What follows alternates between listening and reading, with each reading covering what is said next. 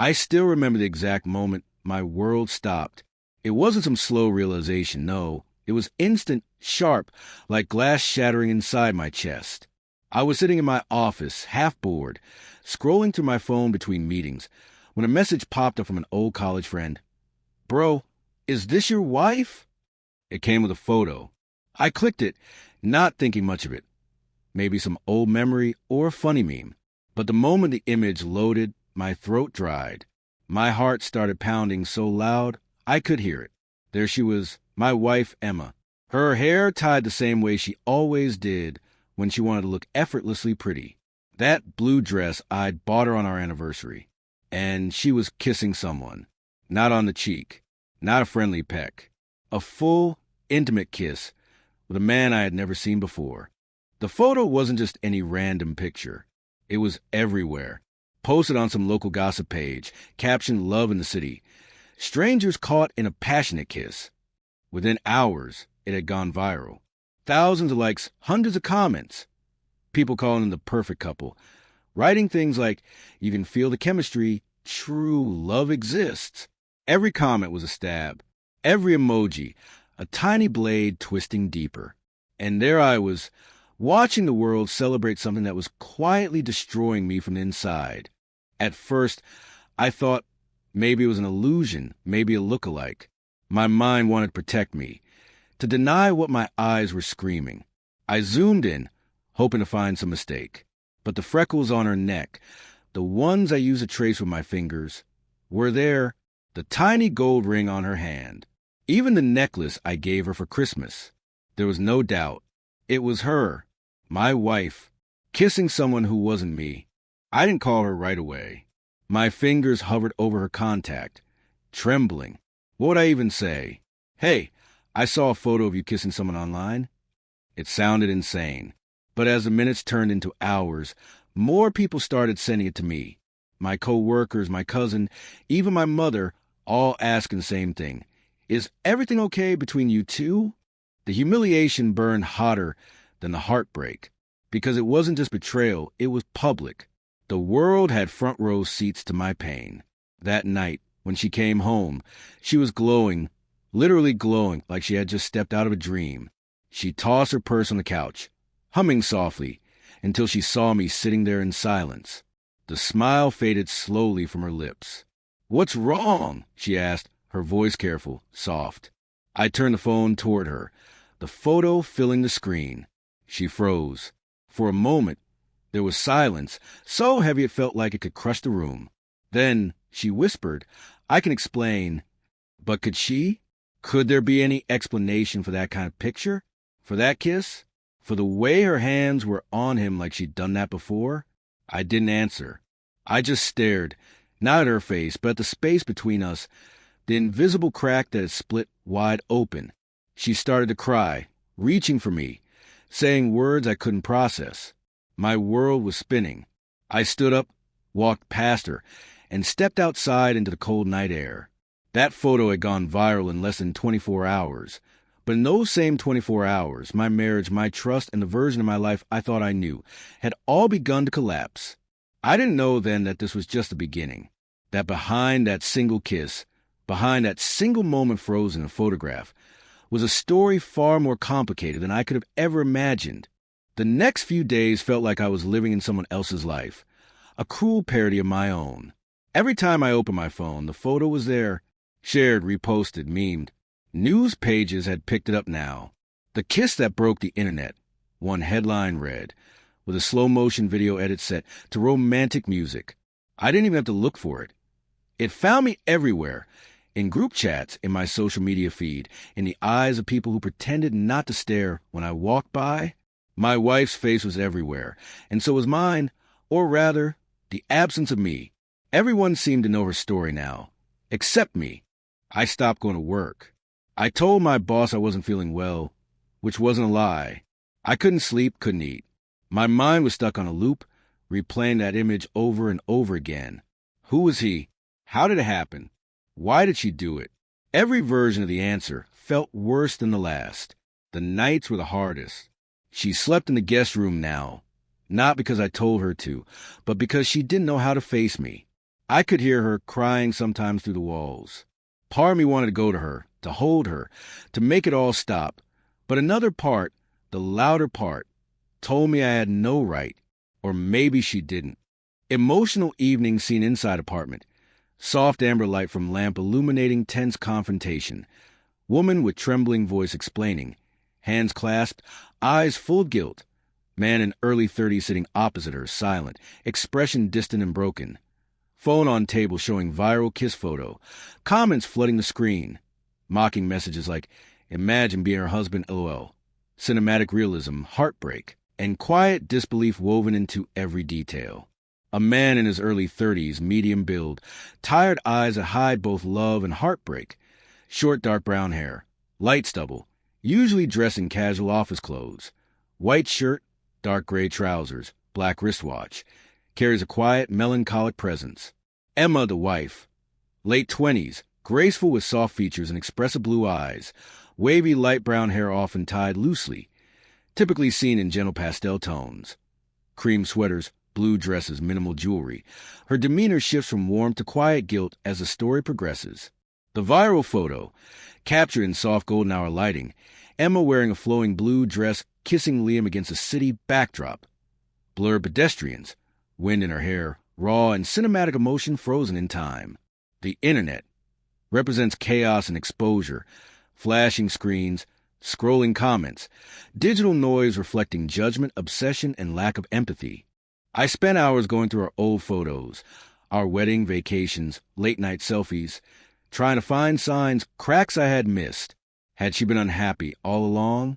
Had I stopped seeing her the way I used to? It's strange how you can live beside someone for years and still not really see them. The more I thought about it, the more I realized we had been distant for months. Quiet dinners, distracted smiles, conversations that ended before they began. Maybe the photo wasn't the cause of our collapse. Maybe it was just a mirror that showed what had already broken. On the third night, she came to me again. Her eyes were swollen, her voice barely a whisper. I can prove it, she said. Just give me a chance. She handed me her phone, showing texts, emails, messages from a photographer, confirming they were really at a photo shoot, that it was meant to be raw and emotional. The man she kissed was a model, apparently, not someone she knew personally. It was work, she said, trembling. I didn't mean to hurt you, but intention doesn't erase impact. I believed her, or at least part of me wanted to. But believing didn't fix the ache. Because even if the kiss was staged, the world didn't see it that way. The internet doesn't care about context. The photo had already taken on a life of its own, and in that life, she was no longer my wife. She was someone else's muse, someone else's fantasy. Every night after that, I sat on the balcony, watching the city lights blur into a haze, wondering if love could survive something like this. I didn't know it yet. But the real storm hadn't even started. The world wasn't done with us, and neither was fate. It was a week later when I first heard his name, Liam Cross. I remember it vividly because the sound of it made something twist inside me. Emma mentioned it hesitantly one evening, like saying it out loud might make things worse. He's the one in the photo, she said quietly, her hands trembling as she poured herself a glass of water she wouldn't drink. The model. Her voice cracked slightly, but I said nothing. I was tired, not physically, but emotionally drained in a way that made even breathing feel like effort.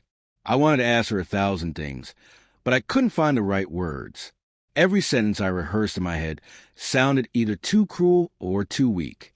So instead, I just listened. She told me how she'd met him. A friend of hers, a freelance photographer, had reached out for a concept shoot about unspoken connection. They wanted to capture a moment so real, it would make viewers feel like intruders in someone else's love story. It was supposed to be just acting, she said, her eyes wet. It wasn't supposed to look that real. But it did. It looked too real. Out of morbid curiosity, or maybe masochism, I looked him up online. He was exactly the kind of man the internet loved, tall, rugged, with a quiet confidence in his smile. His social media was filled with modeling shoots, travel photos, and captions that read like poetry. The kind of man people assume has depth just because he's good at pretending. The viral photo was now pinned to the top of his page, titled, "The Kiss That Wasn't Supposed to Happen." Thousands of comments flooded in, calling it cinematic, beautiful, honest. He had gained followers, hundreds of thousands, because of that one image. The world had rewarded him for a kiss that had shattered my life. I stared at that post for hours, reading every word, every comment, until I knew it by heart. People wrote things like, "This is what love looks like." Some even said, "I hope they're together in real life." I wanted to scream at the screen, "She's my wife. She's not yours to romanticize." But I didn't, because in their eyes, I was no one, just a nameless, invisible husband in the background of someone else's fairy tale. The next morning, I did something I hadn't planned. I went to meet him. I didn't tell Emma. I found out the location of his next shoot through a tag post online. It was in an old art studio downtown, the kind with peeling paint, dusty floors, and too much light for comfort. When I arrived, he was there, adjusting the lighting, surrounded by assistants and props. He looked up and recognized me instantly. There was a flicker of guilt in his eyes, or maybe pity. "You're Emma's husband," he said quietly, stepping away from the set. I nodded. For a long moment, we just stood there in silence, the air thick with everything we both wanted to say but couldn't. Finally, I broke it. "Did you enjoy it?" I asked, my voice calm, almost eerily so. He sighed. "It wasn't real," he said. "It was for the shot. But in that moment, it felt real. That's what made it work." That admission hit harder than I expected. It felt real. I wanted to hate him, to punch him, to make him feel even a fraction of what I felt. But instead, I just stared at him, at this stranger who had become part of my story without ever meaning to. "You got what you wanted," I said finally. "The world loves your photo. Congratulations." And then I left. When I got home that night, Emma was waiting by the door. She must have known where I'd gone. "You talked to him," she said. I didn't respond. I just walked past her into the living room and sat down. He told me it felt real. I muttered, my voice barely above a whisper. She flinched like I'd struck her. Tears welled in her eyes, but I couldn't comfort her, not this time. Because somewhere deep down, I realized something terrifying. Maybe it did feel real for her too, even for just a second. And that thought haunted me more than the photo ever could. The days after I met Liam blurred into a haze of silence and half-hearted conversations. Emma and I lived in the same house, but it didn't feel like home anymore. It felt like two ghosts trying to pretend they were still alive, haunting the same rooms, walking the same paths, but never really seeing each other. The air between us had changed. Every word was cautious, every glance measured, like we were tiptoeing across broken glass.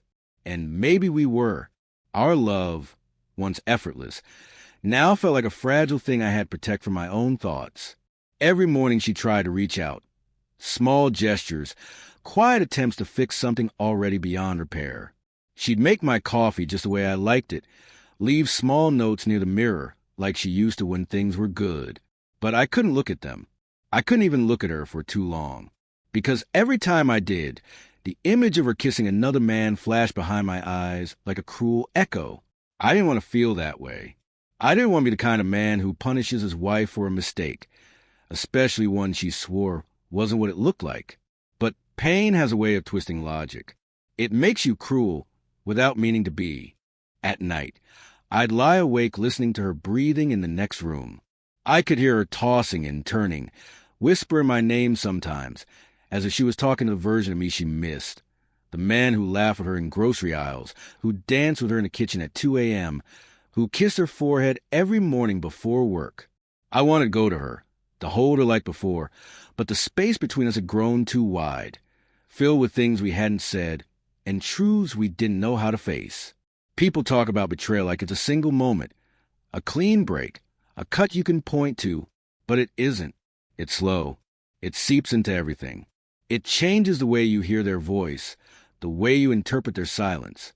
You start questioning memories that once felt sacred. Was she thinking of someone else that night she said she loved me? Was that kiss, the one that went viral, just a symptom of something that had already begun long ago? Those questions became my prison. I stopped posting on social media. Friends stopped calling. Everyone had seen the photo by now, and even if no one said it out loud, I could feel the pity in their silence. I had become that guy, the husband from that photo, the man whose wife had kissed someone else in front of the whole world. It's strange how quickly people turn your private heartbreak into public entertainment. Emma started going to work earlier, coming home later.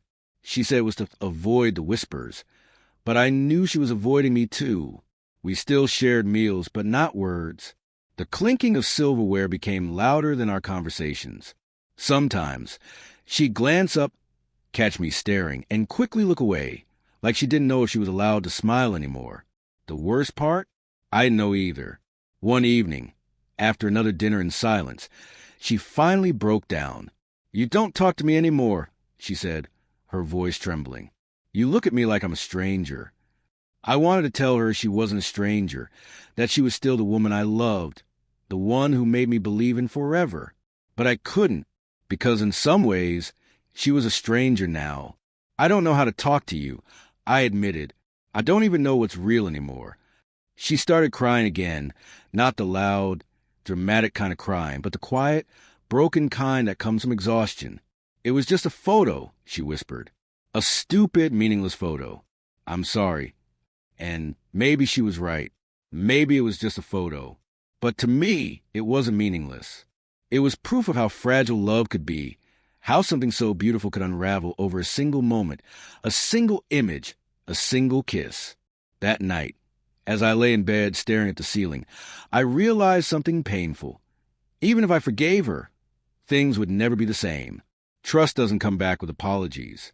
It grows slowly like a scar, proof that something once broken somehow healed, but never without leaving a mark. And ours was just beginning to form. Just when I thought the chaos was finally settling, that maybe the world had moved on to its next viral distraction, it came back, louder, crueler, like a wound that refused to close. Someone had turned that single photograph into a story of its own. A popular online magazine published an article titled "The Kiss That Broke the Internet," the story of Emma and Liam. They didn't just post a photo again.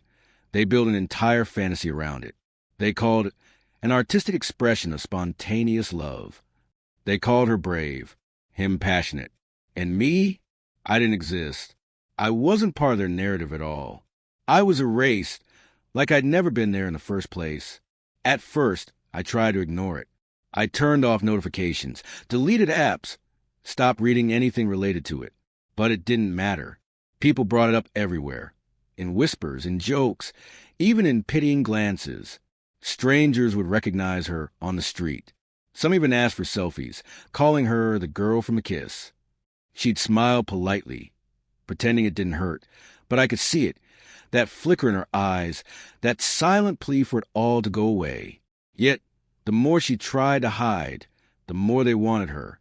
The story became bigger than us. Interviews, requests, offers. Even a brand wanted to recreate the magic of the photo in an ad campaign. She refused all of it, but the damage was done. The world had claimed her moment and twisted it into something neither of us could control. We weren't a couple anymore. We were content. Our pain had become entertainment. A love story for strangers to dissect, to ship, to rewrite however they pleased. One night, I caught her scrolling through the comments again. Tears shimmered in her eyes, reflecting the blue light of her phone. "They're saying he and I should have been together," she whispered, voice breaking. "That we look perfect." I wanted to tell her to stop reading, to shut it off, but I couldn't bring myself to, because part of me was curious too. I wanted to see how the world saw her now. Not as my wife, not as Emma the person, but as Emma the story. And what I saw broke me in ways words can't describe. They adored her. They wanted her to be with him. They believed that kiss meant something more than our years of love ever did. I started noticing changes in her. Not big ones at first, small things. She'd stare into the mirror longer than before. She'd check her phone obsessively, even when there were no new notifications. Sometimes I'd catch her scrolling through Liam's profile, her expression unreadable. When I asked, she said it was just curiosity, that she was trying to understand why people cared so much. But I could feel it. the shift, the pull. The world was drawing her closer to that moment, to that version of herself frozen in a photograph, a version untouched by guilt, by me, by everything real. I tried to fight it. I planned a weekend away, just the two of us, somewhere quiet. No phones, no cameras, no reminders. She agreed, and for a moment, I thought it might help. But even there, on the edge of a quiet lake surrounded by trees, I could feel the ghost of that photo between us. It was like a third presence, always watching, always whispering. When she smiled, I wondered if she was remembering that kiss. When she touched my hand, I wondered if it felt the same. That night, as we sat by the water, she looked at me with an exhaustion that went beyond words. "I don't know how to make this go away," she said. "I don't know how to be me again." Her voice broke, and something inside me broke with it, because I realized she wasn't just my wife anymore. She had become an idea, an image the world wouldn't let die. And no matter how much we wanted to move forward, we were trapped in that moment, living in the shadow of a photograph that wasn't supposed to mean anything, but somehow meant everything. As the stars flickered above us, she leaned her head on my shoulder, whispering, "Do you still love me?" I closed my eyes, the answer burning at the back of my throat. Yes, of course I did. But love, I was learning, wasn't always enough to undo the damage of a world that never stopped watching. It was almost poetic, the way the story turned on me. For weeks, I had watched Emma become a symbol of something she never asked to be: passion, beauty, vulnerability. But then the world decided it needed a villain. And every love story, no matter how distorted, needs one. That's when they found me. Someone, maybe a gossip page, maybe just a bored stranger, dug up my profile, my photos, my name. Suddenly, I became part of the narrative too, but not as the husband trying to heal. No, I was the jealous man, the bitter husband, the one who couldn't handle art. At first, it was just comments, little things, under old photos of Emma and me together. This guy doesn't deserve her. No wonder she kissed someone else. Then came the messages, hundreds of them. Some mocked me, others pitied me, and a few were downright cruel. They told me to let her go, to stop being insecure, to move on, as if strangers on the internet suddenly had the authority to narrate my grief. They didn't know me. They didn't know what we had. But that didn't matter. In the age of viral stories, truth becomes whatever gets the most likes. I tried to delete my accounts, to disappear, but it was too late. People had screenshotted everything. Our wedding photos, anniversary posts, even my captions about how much I loved her. They turned my words into memes, twisted my promises into punchlines. One post went viral. A photo of our wedding kiss next to the kiss, the viral one. The caption read, "From vows to views." I remember staring at it for minutes, feeling something inside me quietly die. That kiss, our kiss, once sacred, now existed as a comparison meme. Emma tried to comfort me. "It'll pass," she said. "People move on fast." But I could tell she didn't believe it either. She'd stopped smiling in public. We avoided crowded places. Even at home, she'd keep the curtains drawn, afraid of being recognized. I started noticing cameras when we went out, people pretending to text but pointing their phones just a little too high. We had become a living story the internet refused to stop telling. The pressure began to change us. I grew angry, not just at the world, but at her, at myself, at everything.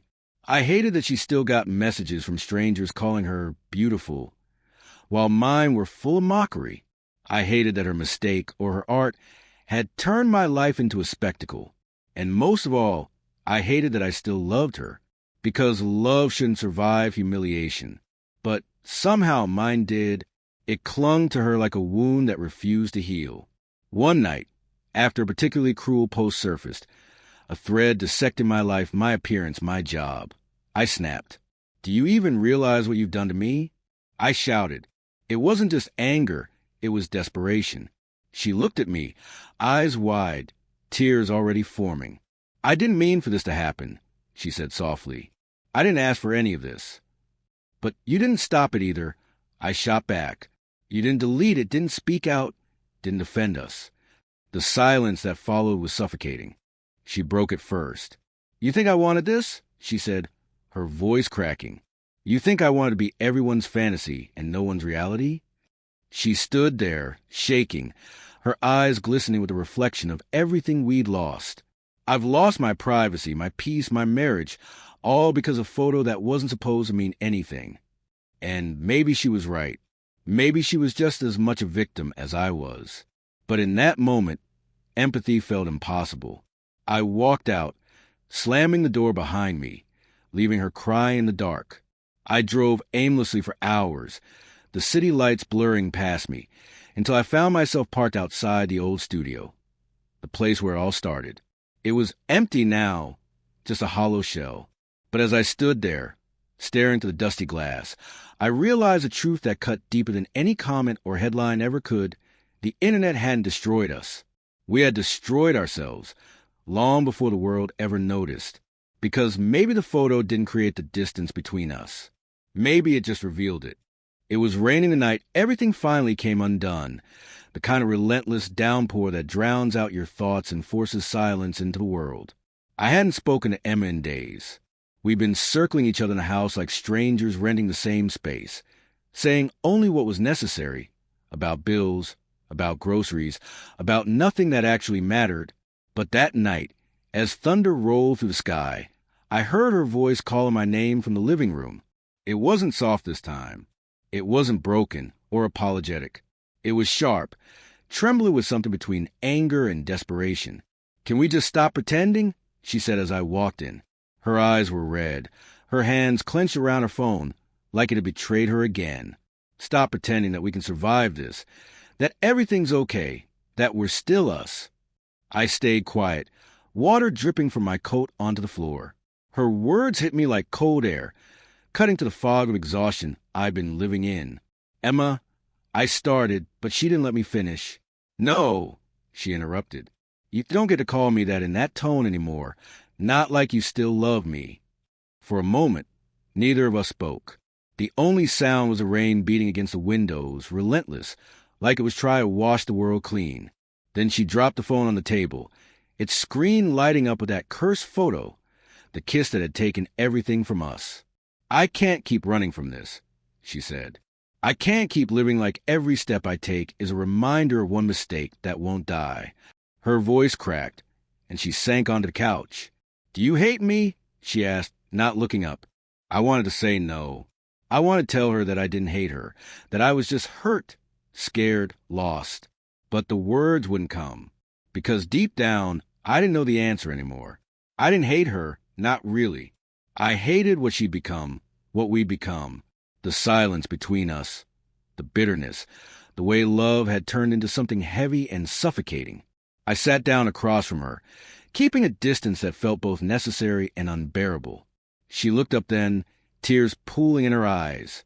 You think I wanted that kiss? She said. You think I planned it? Her voice trembled. I was trying to remember what it felt like to be seen, to be wanted. And in that moment, it wasn't about him, it was about me. Her confession hit like lightning, bright, blinding, and impossible to ignore. You stopped seeing me long before that photo ever happened, she continued. You were here, but you weren't with me.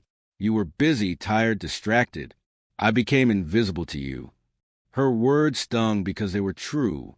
I'd been so wrapped up in work, in routine, in the safety of our predictable life, that I hadn't noticed her slipping away.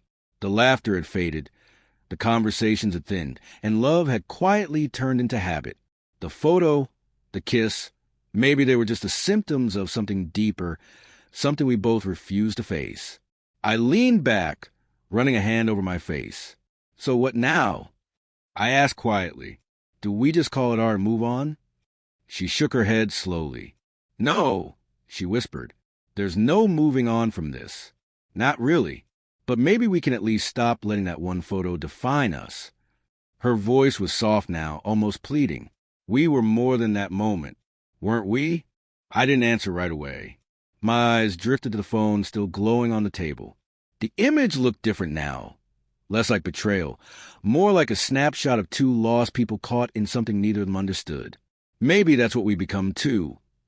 Two people lost in the same storm, trying to find their way back to each other through the noise. After a long silence, I finally said, I don't know if I can forget it, but maybe I can try to forgive it. Her breath hitched, a mix of relief and heartbreak. She reached for my hand, hesitated, and then stopped halfway. And for the first time in months, I didn't pull away. The distance between us didn't disappear, but it felt smaller, fragile, trembling, like a bridge built out of broken pieces.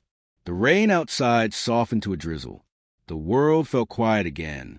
But in that quiet, I realized something. Forgiveness wasn't the end of the story. It was just the beginning of whatever came next, a beginning written in scars instead of promises. Morning came slow the next day, creeping through the curtains like light that wasn't sure it was welcome. The rain had stopped, leaving the world washed in quiet. But inside, the silence felt heavier than ever, not empty but fragile, like the calm after a storm that had taken everything and still left something standing. Emma was still asleep on the couch, curled up in the same spot where we had spoken the night before. Her face was softer, peaceful in a way I hadn't seen for months. For a moment, I just watched her, the woman I'd loved, the woman who'd broken me, the woman I was somehow still trying to understand. There were no words left that could fix us, no perfect apologies waiting to be said.